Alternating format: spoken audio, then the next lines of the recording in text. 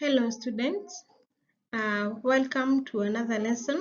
I am teacher Alice and we are looking at the chapter 2 of Form 3 chemistry, that is the mole. So today we are going to start looking at titration, and this is part 9 of this topic, titration. So let us start by looking what is a volumetric analysis. So when we are talking of titration, we refer to a volumetric analysis. So titration is a volumetric analysis, and we say it is the process of determining a known concentration of one reactant from a known concentration and volume of another.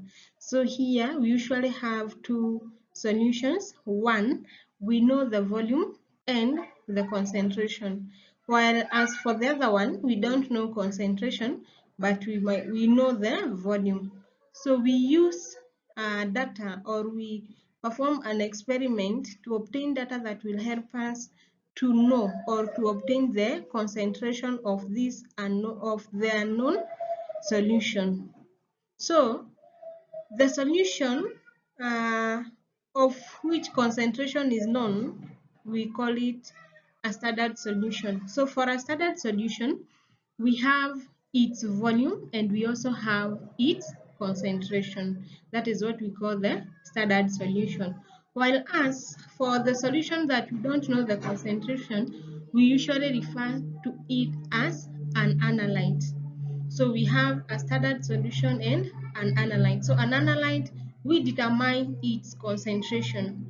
But for standard solution, we have both volume and concentration. So we can define a standard solution as a solution whose exact volume and concentration is known. For example, if we talk about 20 centimeters cubed of 0.5 molar sodium hydroxide. So sodium hydroxide in this case will be the standard solution because we have its exact volume and also we have its exact concentration. Okay.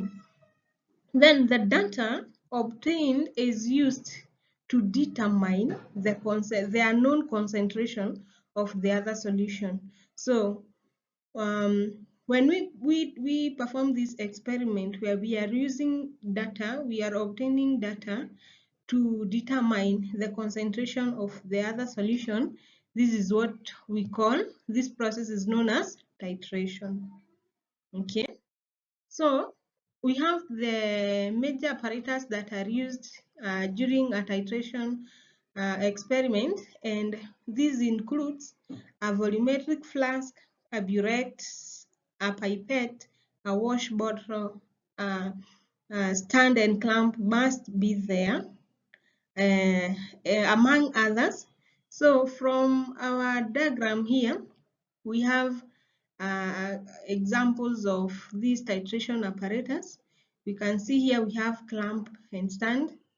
We have a conical flask where we are putting our analyte. We will put our analyte in this conical flask. Then we have the burette. You can see the burette.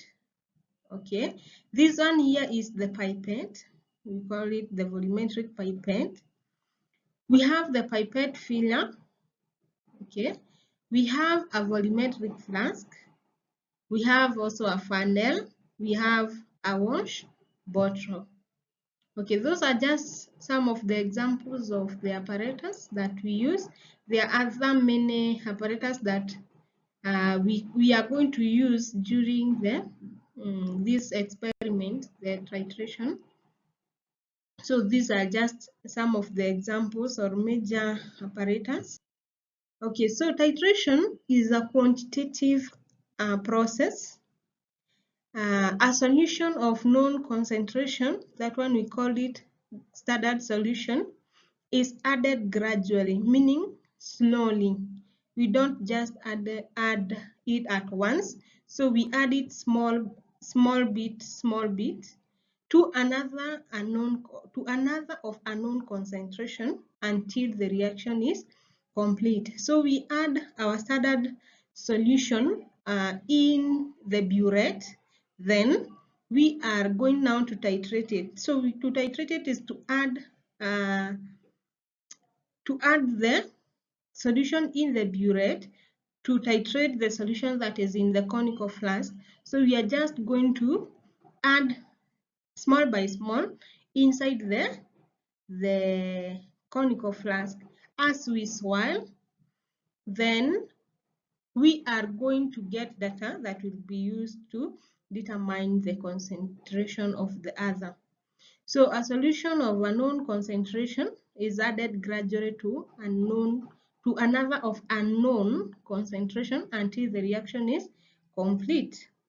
So how do we know that a reaction is complete? So the point at which a reaction is complete is known as the end point.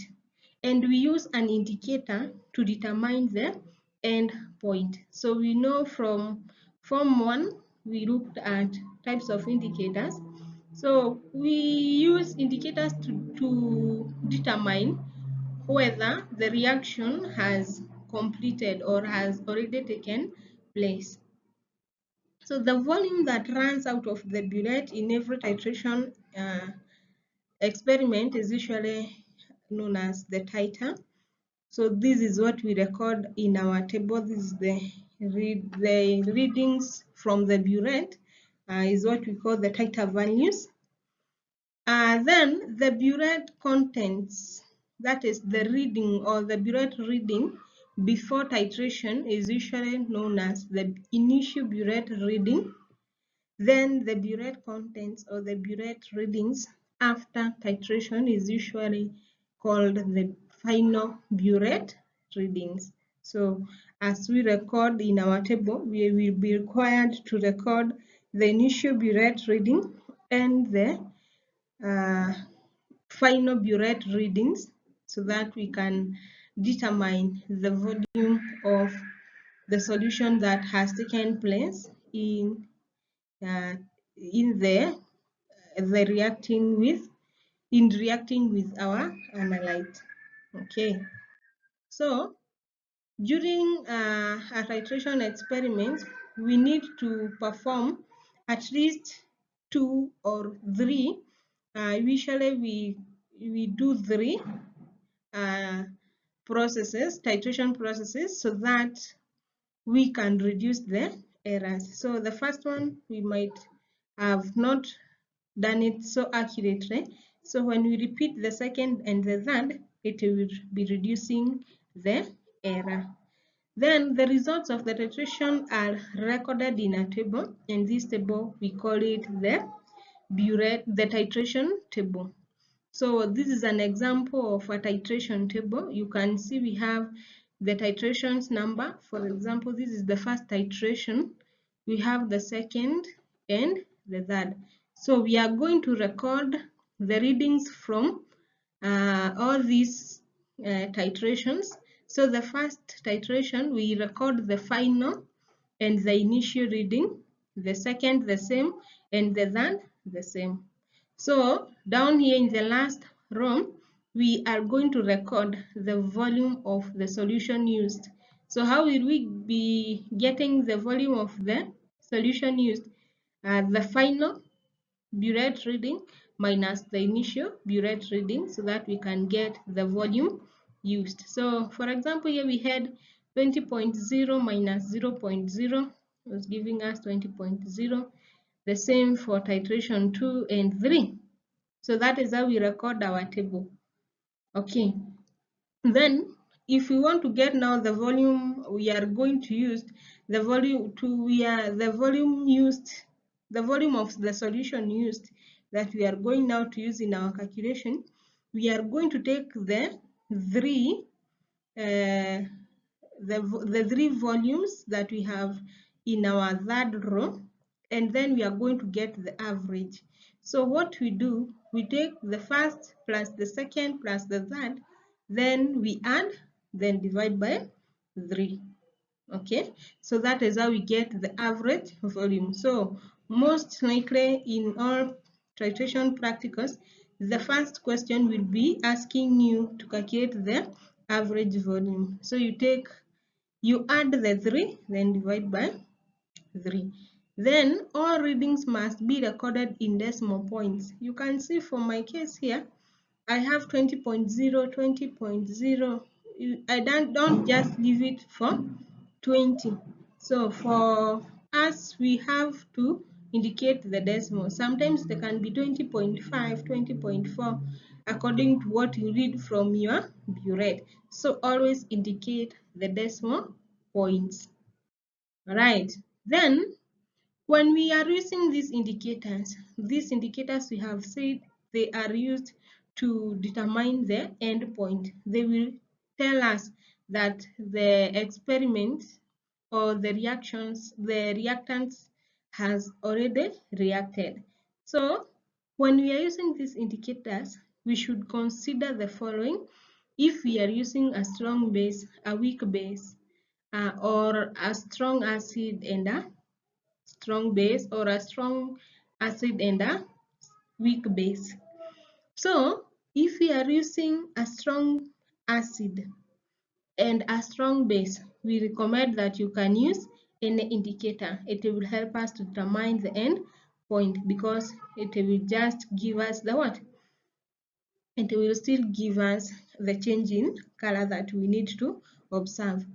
If we are using a strong acid and a weak base, this one we recommend that we use the methyl orange.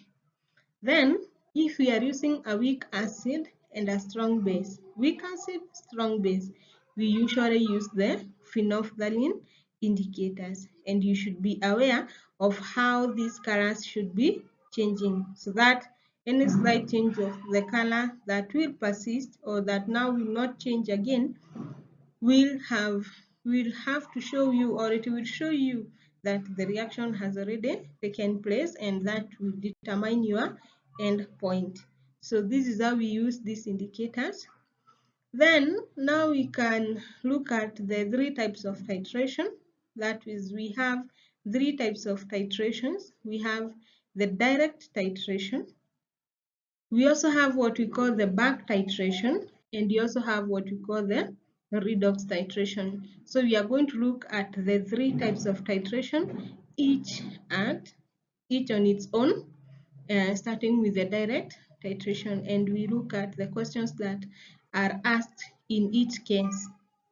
So here I have a titration apparatus setup. So this one will show us, this one just shows us how a titration experiment is arranged and how now the final apparatus, or what we expect to see at the end of the titration process. So you can see our burette has been clamped here on the clamp and stand. Then we have our solution of the analyte in the conical flask, where we have added a few drops of indicators that will change now the color to determine that we have reached the end point. So you can see after the experiment, the end point shows indicates that the indicator has changed its color, now meaning that the endpoint have been reached, and now we can read our final reading. You can see the initial reading was here. Now the final reading is down here. So now maybe, for example, if this one was 25 and the initial reading was 0, so we get 25 minus 0.0 to get 25.0 centimeters cubed. So this is just a setup to show you how you arrange your apparatus during a titration experiment. So that marks the end of part 9. See you in the next video as we look at part 10, direct titration.